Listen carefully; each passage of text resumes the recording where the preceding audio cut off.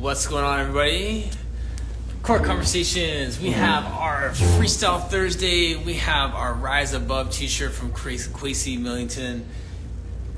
Quick shout out right out the gate for his journal as well. I have some friends doing some great things, so please get connected with them. We want to amplify all the voices that are coming out and joining us on Core Conversations. And today I want to talk about your compassion capacity. So we'll do that in a moment. Jen, what's going on? Seed for Greatness. What's going on? Stefan, you're going to like this conversation today. I think that this is something that is right down your alley. So if you're free and want to join me, love to have you in a moment. Let me do a couple housekeeping things first. So, Core Conversation. Marco, what's going on?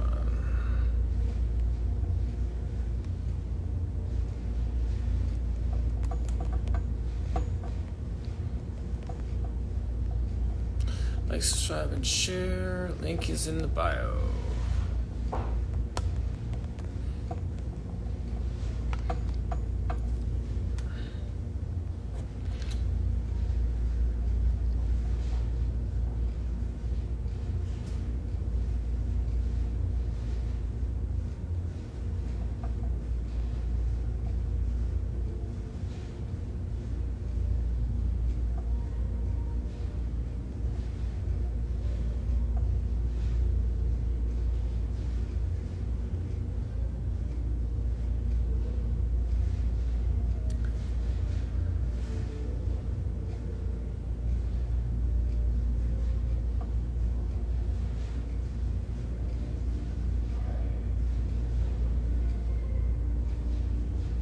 Had a great conversation with Sal Shoza earlier this week. Thing here.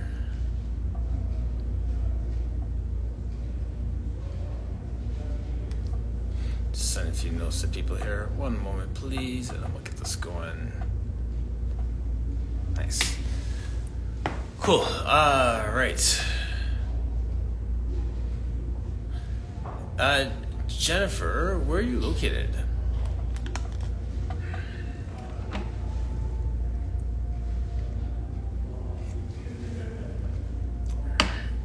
Today's kind of a follow-up conversation from my chat with, Virginia. Talk with Jen yesterday. She is the other part of a nonprofit called See Her Healthy that Tasha Edwards has created and Michelle Sims is a part of. And I love what they're doing. I like when people have nonprofits, and even though it's been my thing to support, amplify, and connect. Ever since that phrase was used, I've fallen in love with it. I use it everywhere in every context. And the context is one that makes sense for so many different areas. And in this case, when people have a vision for something, working with women, I work in Mississauga with the Dam, which is a drop-in mentoring programs, all kinds of supporting programs for young people. These programs are out there, and a lot of times people don't know that they're there. I have this vision, and then I don't have the marketing dollars to let the whole wild world know that what I'm doing. So we kind of do it, you do it organically, you connect with people locally, and it grows. And hopefully it catches fire in a sense that people start to do it. So when Jen comes on and talks about See Her Healthy, I thought that was pretty cool because I've had Tasha on here and she talked about it. And it's like, okay, that's good for you. You're doing your fitness thing, you're doing your speaking, you're growing, and you have this vision to help women. And that's very, very good. And then Jen came on yesterday and she talked about how she used to work, she used to be a professional dancer. She worked at Georgia State University, working with some university there. And then she's connected with young people in the area, and then she is helping to support them get on teams for dance and help with registration programs, their conditioning component, but then also offsetting the costs that are associated with dance, which are ludicrous everywhere. So their target is like $500 per person that they're raising, She talks about this fantastic initiative. Any initiative that gets young people moving, any initiative that gets girls moving, because a lot of times from my experience too, they start moving, they do the thing, they hit a certain age, and they're not interested in movement anymore. So if you can keep them connected and engaged, it's such a great thing. So she's doing that, breaking down the barriers of finances for those who have desire and talent, and then find out afterwards that this is part of Tasha's nonprofit, See Her Healthy. I was like, let's go. There's some voices in the room. There's some people that have some leverage to make these things happen. So she is amplifying the voice. They've locked arms. They're doing their thing. If I make this global conversation more local, in our area, we're addressing like homelessness and issues like that. We think about all the different nonprofits that are in my area, and then something happens, people are like, why don't you call the police? Why don't the police pick him up? Why doesn't this happen? And then it comes back full circle. Well, there's other organizations that are out there that are doing great work, but you don't know that they're there. Why not get them in there? Why not give them money? Why not amplify their voice, make them the authority so we don't have to lean on other people to do the thing? Everything comes back to amplifying voices, supporting people, and connecting people with those different services. And if I can tie that back to what we do here in these spaces, in these Pilates spaces, all of us have a vision for movement and for exercise, and this is the reason why we're doing this instead of punching a clock and typing on a keyboard. If I have an area of passion, working trauma-informed like Tammy, or working with aging active adults like Carrie, you have a niche, you have a specialty, you have a passion. Why not amplify that voice? Why not connect that person? Why not boost that person up as the authority in that small corner of this massive fitness world? This is how we all grow. This is how we all help people. This is how we all level up. So all these things are all tied together, and it all comes back to that conversation with Jen yesterday. So shout out to her. Shout out to, I'm going to type it in the chat here, at See Her Healthy.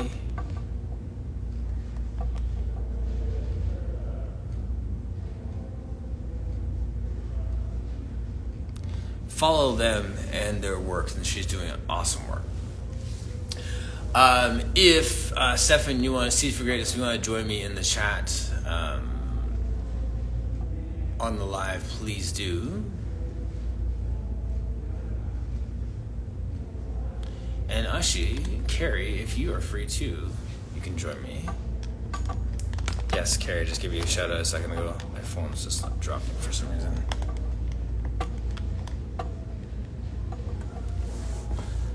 Cool. All right, I got Stefan, and we got Carrie. So.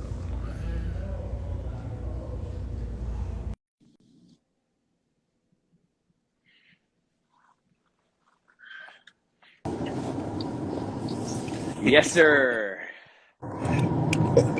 Yeah, you're always good to go, right? So. Hey, how are you, man? How are you? Yeah. I'm doing something I should never, ever do, so you know. No one should ever drive. What's that? Sorry. All right, I won't be offended if you're not talking eye to eye, man to man. Keep your eyes on the road, and we'll do this. Yeah, I'm almost to where I need to go, so it's working Right. out good. Yeah. Nice. Completely unrelated. What kind of car are you driving right now? I'm a car guy, so I'm always curious. Yeah. I'm actually on my way to a group workout this morning. Okay. No, I was asking what kind of car. What kind of car? Oh, what kind of car am I driving? Yeah. Oh, it's a Nissan Altima 2015. Nice. Reliable, kind of somewhat stylish, comfortable, gets decent, gas mileage. Well, Yeah. nobody gets good gas mileage these days. Ultimas are solid. That and the Maximas are two good cars. Hey, great minds think alike.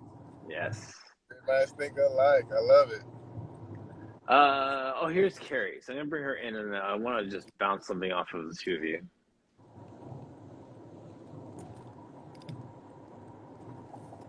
Hi, Helen Hayes. I What's like going what on? you made. Hey, Carrie. Hello. Sorry, Stefan. Go ahead. What were you gonna say there, Stefan? Oh, I like the comment that you made about supporting nonprofits or groups that you believe in. I can't remember the name of that nonprofit. I think it was Support Amplify. Oh yeah, yeah. So no, that's that line: support, amplify, and connect is a Okay. line that Jenna Zaffino said in one of my first conversations with her, and I was like, I love that. I reached out, to her, was like, can I have that? I use it everywhere. It's actually my campaign slogan. Like that's how much I love that phrase and that concept. So Yeah, that's a great metaphor or theme for life too. yeah, oh absolutely. It has so many You know, applications. I just wrote on so I have a big whiteboard in my office, and I have like different themes for the month for me personally. Yep. And one of them is stay the course, Hmm. put God first, Yep. trust the process. Yes.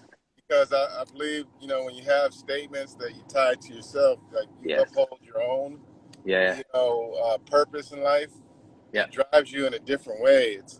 Man, I tell you, it's bloody, like hard to like be Stay that, focused. you know, like responsible for something you say you believe in, but Yeah. it really makes you move in a different way for the right reasons. Absolutely. Carrie, how are you? You look comfy now. Yeah, I got settled. Nice. I'm doing Um, good. sorry, go ahead. I just said I'm doing good. Thank you. Okay, nice. I see my brother just joined us in the chat too. What's going on, Phil?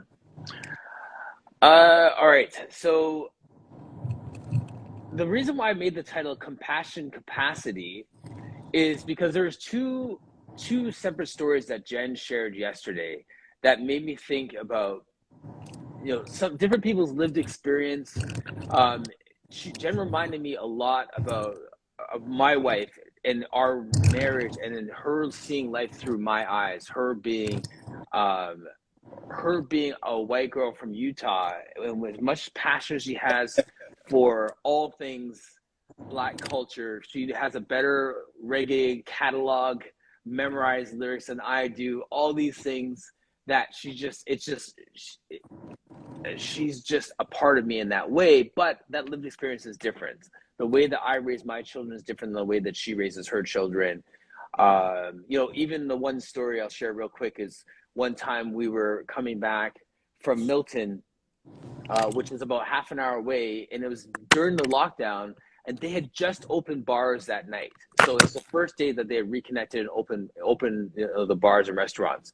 So naturally, the ride is like where they pull over just to random checks for people drinking and driving. So we're driving back from Milton, and we got pulled over, just the random checks. They figure everyone's gonna be out drinking and driving. First day bars are open, so we get pulled over, have a conversation. They let us go, and we drive off. And then as we were driving off, it was just myself, my wife, and my two boys. Her kids weren't with us, just my two boys. And she was about to lean over and say to the boys, "See, guys, all you have to do is just, answer the questions, stay clean, and the police won't bother you." And then she stopped, and then she started to cry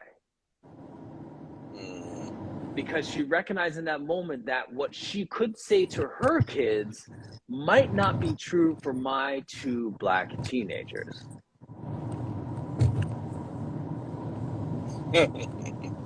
Yes.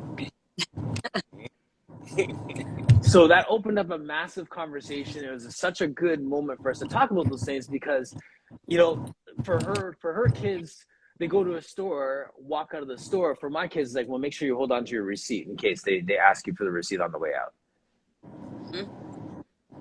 Right?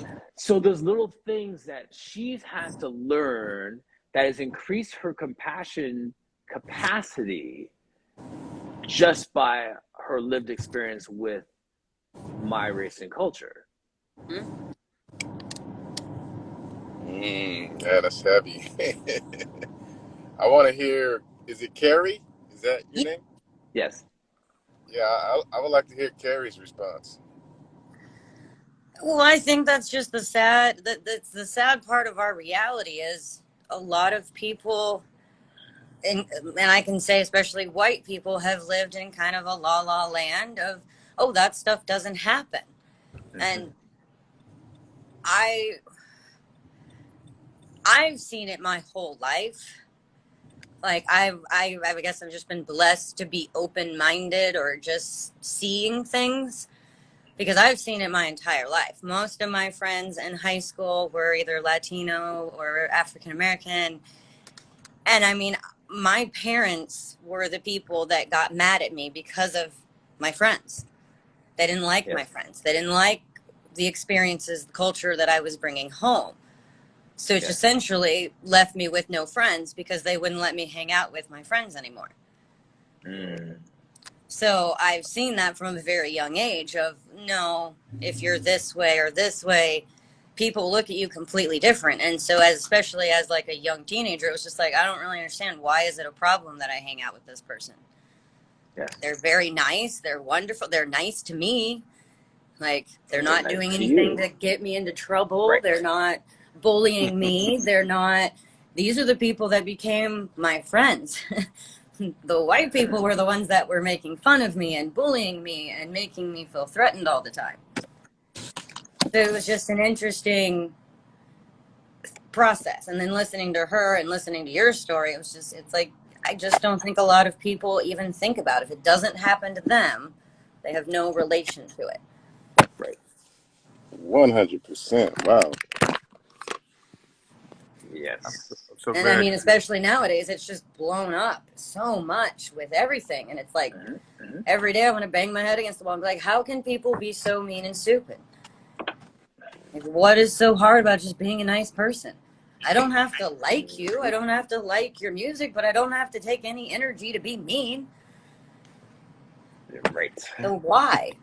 Why do that? And I used to do that because of seeing that. I would go shopping purposely at nicer stores and I would dress down and see the difference of, oh, are you following me around the store because I don't look like I should? And then I would come in the next day and change my complete look, and all of a sudden everybody was ready to help me. And I was like, maybe I really don't want to shop at this store anymore. And that's how I kind of figured out whether I want to go to this store or I don't want to go to this store anymore. I just played the, are you judging me on how I'm dressed? Because if you're judging me on how I dress, then I know you're judging me on other things. And you're going to judge anyone else that comes into this building on other things. Right. Yeah, Stefan, I'd love for you. I know you're kind of on route, so I don't want to like hijack your whole morning the conversation. No. I enjoy listening to other people, so I appreciate your answer, Carrie. That's great. Yeah, I led an employee meeting this week on Tuesday. So we're one of the places where I work at. They have a monthly employee meeting, and the president will host it for the company. And I asked him if he wouldn't mind if I hosted it one week for him. He was like, yeah, man, sure. Just let me know what you want to talk about. Absolutely. And so in that meeting, I also asked him if I could bring a guest speaker who is a friend of mine. He's also my boxing trainer. And I thought having him come speak would be interesting for the employees because he has a long range of athletic background from professional football, jiu-jitsu, training professional fighters. So he's looking at his goals different than people where I work at and their goals in their career. Right. But the big thing was perspective. Same. Yes. Perspective. He came and he talked about perspective. It was awesome because my whole thing was about self-growth. And when he spoke about perspective, he talked about how, you can be in your own bubble and all you see is all you see is your area where you're at, but you don't see such a bigger picture if you don't reach out Yes. and step out of your comfort zone, because that's where the gold is at. Yes. Yeah, that's where the gold is at. And so what you're saying is so true. So many people grow up with a certain mindset in terms of things have to be like this, right? They have to stay in this certain group, and if it doesn't align with that group and that way of thinking, they don't want to change. They Right. don't want to change. They don't even want to hear about it. Right. It's so funny. This is kind of related, but not really. But like the mindset being so self-centered and so centric to yourself and everything around you. It wasn't even a bad post, but someone posted the other day about how the Denver Broncos NFL team have a new ownership group. And the ownership group is Condoleezza Rice, Lewis Hamilton, and some others, right? Wow. So it's some big dogs. But the post said, look, there's 3 African Americans on this new leadership team for the NFL. And then the first comment said, Lewis Hamilton is British. Wow. And it's just like, the thought is just like, well, they're black, so they're African American. Hmm. Yeah, that's big. Wow. Condoleezza Rice. But the Lewis Hamilton piece was the one that we're kind of centering on, because it's like, okay, well, he's not. We always make it about ourselves. We always bring it back to who we are. So when Carrie, you brought in the conversation about judging you based on your appearance, or we can talk about mental health, or we can talk about whatever it is. We all bring it back to our own lived experience, and everyone has to be like us. Yeah. Until someone challenges you and opens your perspective, opens up your mindset, and then you have compassion for the other. Mm-hmm. Yeah, racism is so deep, man. You know, it's so deep in people's psyche and subconscious that it takes a lot to break it. You have to forget about everything you know, because it's taught to people, man, like from the time they're babies. Even me, I got things that still, I have to like check myself, because I've grown in a certain environment where I have to, like really work on, not accepting all that stuff that was taught to me as a kid, or accepting, limiting beliefs and stuff. So, yeah, goes both ways, Yeah, it's funny. Yeah, it does go both ways. So the last thing in terms of these 2 stories from our guest yesterday, talk about things going both ways. She was, for those of you who didn't watch, I had talked with Jen. She's a professional dancer, Pilates person, a fitness person, dancer, personal trainer, the whole 9. She was a professional dancer. She danced with Beyonce, Jay-Z, Usher, all of them. So white girl, blonde hair, the whole 9. And in many spaces, she was the only white person. The road crew, the band, the backup dancers, everyone. So she was affectionately known as the white girl. Get the white girl, tell the white girl, So for 8 months, she was the white girl in those contexts. Right? So it was a conversation where she wasn't trying to get pity, it wasn't any people's sympathy, but she was saying those lived experience gave her compassion for other people who are labeled and boxed in by something, you know what I mean? So then it's just like you're the one who stands out, and how are you treated in those situations when you are different than everybody else? So it's like this one tiny experience that gave her this world of compassion. Yeah. Hey guys, I'm sorry, but I gotta go on that note. Yeah. But thank you, Martin, for always letting me chime in, and nice to meet you, Carrie. Nice to meet you too.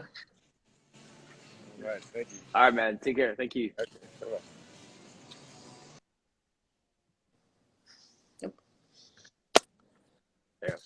Yeah. So that was the one moment, and then the other one was she was saying that when she was younger, she was really trying to overachieve in school, apply for all these different scholarships for schools, and not knowing that Spelman was a historically Black university. She applied for the university and was declined. And, they said, it's not going to be conducive to your learning environment and stuff. And that was back in the day when they could say that. And obviously they would accept everyone now. But it just gave her pause, because she's like, well, what about that fantastic Black dancer that's trying to get into not a historically Black school and gets rejected based on the color of their skin, or is passed over because, you know what I mean? So like, she has these moments where it's like, oh, that's what a whole culture feels like in my one experience, right? And those are very important moments. Yes. And I feel like more people need those moments. I was very blessed in one of the dance schools that I got to work at with one of my dear friends, and he was teaching us all African dancing, and we were working with it with our students. And, I was probably in my earlier 20s when this happened, but he got us a performance opportunity to perform this African dance at what was it? The opening of an African American museum. And I was like, Victor, I love you, but we are a bunch of Midwest white girls. Right. Like, I do not want to go in there and offend anyone with us doing it. And he's like, you're not going to offend anyone, because I've taught you the right way to do it. I've taught you the correct movement. I've connected to do this. So you have like these 20-some from the age of 12 to 25, like looking out in a gymnasium going, we're the only white people here, and we're going to go in front of all these people and do African as the white people. And we were like, we were just so nervous, because we just did not want to offend anyone. We did not want to do anything that would come across as disrespectful. And that was one of the best performances I've ever had in my life, memory-wise, because we got done and that crowd went nuts. And we had so many people come running up to us and being like, thank you for actually taking the time to learn about anything, to do anything, and not come out here and do your Dolly Dinkle like cheerleader. Well, this is what we do. This is our dance. And it's like, well, I'm just glad that we did your dance respectfully, and in a way that it came across that way. But it was just that whole feeling of like, wait a minute, I don't know, like we weren't sure how this was gonna feel to them for that, and it went wonderfully, and they loved it, and we felt like, okay, so then we all kind of talked about it afterwards of like, but why did that make us nervous? Why did that make us feel so uncomfortable? We shouldn't have felt uncomfortable. We should have felt confident in what we were doing and just gone out there and we did it confidently, but we shouldn't have even had to have had that conversation even before. But it was just a very interesting moment of just like, I think that's a great moment, because like, and also much like, being nervous before a game, sometimes those nerves reflect more of your desire to do it right and respectfully than a fear of doing it wrong. Right. There's a sense of respecting the culture, investing in the culture, and wanting to respect and represent the culture in a special way, right? So respect for that. And I think I was saying it earlier this week, intent. Where's your heart? What is your intent in all these things? You weren't co-opting it and saying like, we're going to do it better than you, and this is our interpretation. Right. That's people, we do not do that. Track Eugene, I see your comments here. I'll message me after. I'll screenshot you. Is a post on LinkedIn. I'll send it to you.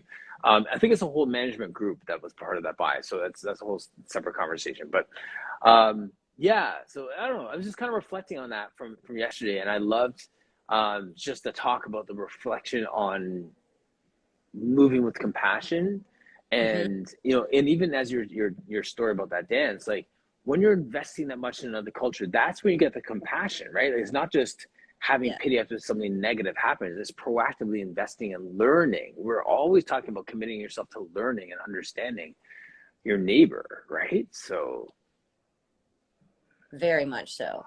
And yeah, just in general, just being a nice person.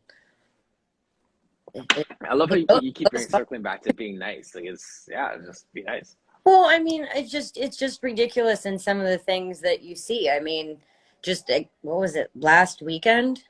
I got a phone call from my partner worrying that he was going to be arrested because he stopped these teenagers from beating up this trans kid. And then they called, Wow. and the cop came and started beating up the trans kid. And so What? he stepped in and said, "You need to get your hands off that kid." And he said, "I'm going to arrest you." And he said, "If you have to, but Yeah. you know what you're doing isn't right. And there's a lot of witnesses here that saw you do it." Yeah. And it was one of those things of like, when, unfortunately, is, well, I mean, for hundreds of years now, but it's that, when do you step in or when do you just walk away? Mm-hmm. And I feel like a lot of people just walk away. A lot of people do. And I understand not putting yourself, or if you have like small kids or children, not putting them in a Mm-hmm. dangerous situation. But especially as white people, we really need to step up and say, no, that's not right. And we need to step in and do things and be Yes. more active in our communities of all Yes. of our communities, Right. not whatever is over here. Right. Because here isn't growing. No matter how you want to look at it, this little bubble over here isn't growing and expanding. And there's Right. all over here that's growing quite a bit. And we need to Absolutely. throw that bubble into the other bubble. Right, exactly. So much like what Jen was saying yesterday, with that See Her Healthy thing, right? Like they have this group, the whole leadership team, and all these different people, and then you're trying to empower young girls who don't have money to get into dance, and trying to get people to buy into it, to invest in them, and get $500 per person, all those different things. She could leverage her dance experience and say, I dance with Beyonce, come and do dance lessons with me, and charge $500 an hour for dance classes. Right. Or she could use her personality, her experiences, her contacts, and leverage that to grow something else. Like that's the proper use of your power, so to speak. Yes, very much so. And that, I can't even begin to say how ecstatic I was to hear her talk about that, because there's a ballet school here in my city, and I danced with the girl. She was the older girl in my ballet school when I was younger. And the amount of abuse that we went through from our teacher and everything, I'm Mm, really hoping, like, great, you're going to bring this wonderful ballet knowledge from your professional career and your husband from Russia, and great, this will be wonderful for the community. I can't honestly recommend anyone to go there. Not because the technique isn't good, but mhm. because they have psychologically damaged more teenagers and young kids. Terrible. I can even imagine. They told one that I was training Pilates, and she came crying one day because they told her that she would be lucky if she was even a waitress because she was so worthless. What? And she was 14 at the time. What? And my niece, because of how intense they are, at 8 years old, decided that she would pee in the classroom in front of her peers so her mom would have to come pick her up because she couldn't stay in a wet leotard. If a child is willing to embarrass themselves like that to get out of a situation, I was just like, I can't. I was teaching some adult ballet and I saw what was happening, and both my partner and I were like, nope, I will not be attached to this in any way. And I don't normally like talking bad about other places, but you guys are doing psychological harm to a growing brain and a growing self-confidence, and I can't support that. So I don't go out and validate and say, don't go to this place. But if somebody asks me, I'll say, well, I won't go into deep stories, but I'll be like, I would be concerned, and you need to watch yourself. And you need Yes. to very cautious as a parent because Wow. what happens, but at like 12 years old, they just are up those kids in a way that it's like it makes even old school ballet look like less abusive. It's just like Yes. that's not how you're, because again, you've now taken all those kids and turned them into anti-dance people. Because even if they stay professional or not, it doesn't matter. But they're not going to be patrons of the arts later. Nope. Like you just completely chopped off that whole thing, and then you might have also ruined them for physical fitness. Yes. And So, the next generation. right. Yep. It's just again, it's just everything of just why can't everyone just be nice? Why can't everyone give positivity in there Yep. in Right. coaching? Like again, you can say things like, I think we should work on this and this needs to get better, but you don't have to belittle someone to get there. No, exactly.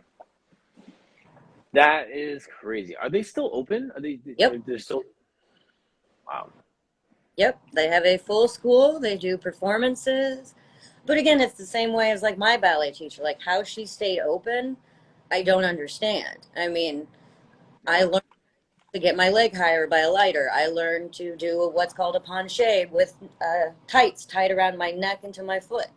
So if I didn't do it properly, I would choke myself. I mean, that's how she was. And, it was, she had me on like 1,000-calorie diet at 12 years old.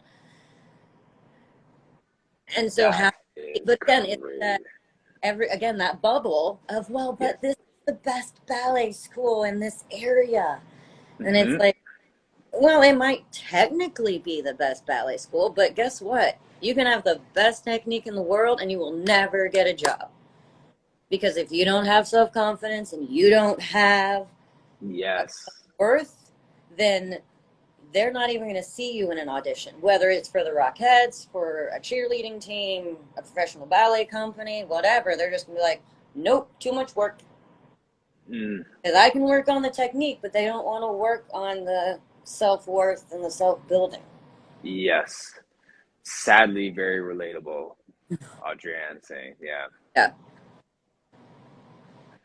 That, I mean, we've talked about this before. I've had other people talk about it. It is just, it's such a different world for me that is sadly so relatable for so many people in the space. And I don't know what can be done about it. Like, I mean, it sounds like you just almost want to like make a shelter for these people emotionally, right? Like to Right. No, I mean, bring them there's in. a ballet company, like a professional ballet company, that just announced it's going back to weights and fat scales. And so if you get weighed Really? at the company and they're going to weigh you again at 3 months, well, if you've gained weight, well, they've put it in the contract that you may not have a job. So it's just like, why are we going back to that? I thought we were moving Why? forward in the ballet world, Great. not backwards. But in America, it feels like everything's moving backwards a little bit. So I guess it's kind of fitting in that retrospect. In this sad kind of way, yes. Wow. Maddening. Maddening. Maddening. I'm sure Misty could have just pounced on this conversation today, too. It's so funny. All right. Well, that is that ties into the compassion piece for sure. And yeah, is it? Are you there? It sounds like the audio's gone, dropping off a bit. Oh, no, I didn't say anything. Okay, there. Okay, yeah. Yeah, Carrie, thanks for joining me. Thanks for Thanks jumping for on as having always. me. Yeah, it's always good, and I'm glad you get to meet Stefan too. Follow him along. He's got a bunch of stuff going on. Absolutely. All Yeah. right. Thanks for having me. And All right.